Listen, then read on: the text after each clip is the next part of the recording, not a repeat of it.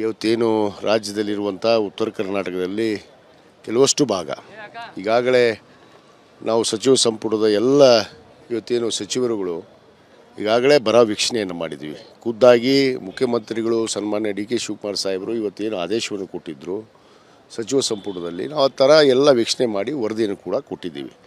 ಬೆಳೆ ಹಾನಿ ಆಗಿದೆ, ನಮ್ಮ ಮುಂಗಾರು ಇವತ್ತು ನಮ್ಮ ಕಡೆ ಹೆಸರು, ಸೂರ್ಯಕಾಂತಿ, ತೊಗರಿ ಬೆಳೆಯುವಂಥ ರೈತರು ಅವ್ರಿಗೆಲ್ಲರಿಗೂ ಸ್ವಲ್ಪ ನಷ್ಟ ಆಗಿದೆ. ಮತ್ತು ಅಲ್ಲಿ ಕಳೆದ ವರ್ಷದ ಒಂದು ಏನು ಅವ್ರಿಗೆ ಇನ್ಶೂರೆನ್ಸ್ ಬಾಕಿ ಇತ್ತು, ಆ ಬಾಕಿ ಇರುವಂಥ ದುಡ್ಡನ್ನು ಕೂಡ ನಾವೇನು ವರದಿ ಸಲ್ಲಿಸಿದ ತಕ್ಷಣ ಈಗಾಗಲೇ ಮಾನ್ಯ ಮುಖ್ಯಮಂತ್ರಿಗಳು ಆ ಎಲ್ಲ ಏನು ಹಳೇದು ಬಾಕಿ ಇರುವಂಥ ಎಲ್ಲ ಇನ್ಶೂರೆನ್ಸ್ ಹಣವನ್ನು ಈಗಾಗಲೇ ಬಿಡುಗಡೆ ಮಾಡಿದ್ದೀವಿ. ನಮ್ಮ ಜಿಲ್ಲೆಗೆ ಸುಮಾರು 20 ಕೋಟಿ ಇತ್ತು, ಬಾಗಲಕೋಟೆ ಜಿಲ್ಲೆಗೆ. ಅದನ್ನು ಈಗಾಗಲೇ ನಾವು ಅನುದಾನ ಬಿಡುಗಡೆ ಮಾಡಿ ಆ ರೈತರಿಗೆ ಸಿಗುವಂಥ ಕೆಲಸ ಈಗಾಗಲೇ ಮಾಡಿದ್ದೀವಿ. ಇಂಥ ಸಂದರ್ಭದಲ್ಲಿ ಇವತ್ತು ಸದನ ನಡೆದಿದೆ.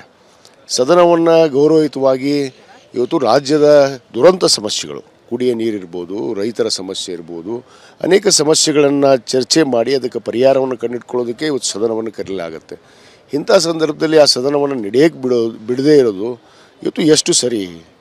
ಭಾರತೀಯ ಜನತಾ ಪಕ್ಷದವರು ಇವತ್ತೇನು ಇವರಿಗೆ ಒಂದು ನೈತಿಕ ಮಟ್ಟ ಇವತ್ತು ಏನಾದರೂ ಇದ್ದರೆ ಅವರು ಸದನವನ್ನು ಸುಗಮವಾಗಿ ನಡೆಯೋದಕ್ಕೆ ಬಿಡಬೇಕು. ಅದು ಬಿಟ್ಟುಬಿಟ್ಟು ಯಾವುದೋ ಒಂದು ವಿಷಯನ ಆರೋಪಕ್ಕೆ ಯಾವುದಾದ್ರೂ ಒಂದು ಆರೋಪ ಮಾಡಿದರೆ ಅದರಲ್ಲಿ ಹುರುಳಿ ಇರಬೇಕು ಅಂತ.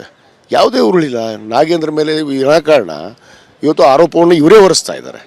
ಒಂದು ನೋಟಿಸ್ ಕೂಡ ಸ್ಪೀಕರ್ಗೆ ಕೊಡದೆ ಯಾವುದೇ ಚರ್ಚೆ ಆಗಬೇಕಂದ್ರೆ ಕಲಾಪದಲ್ಲಿ ಒಂದು ನೋಟಿಸ್ ಕೊಡುವಂಥ ಪದ್ಧತಿ, ಆ ಕಾನೂನು ನಡಿಯಲ್ಲಿ ನಾವೆಲ್ಲರೂ ಇರುವಂಥವ್ರು.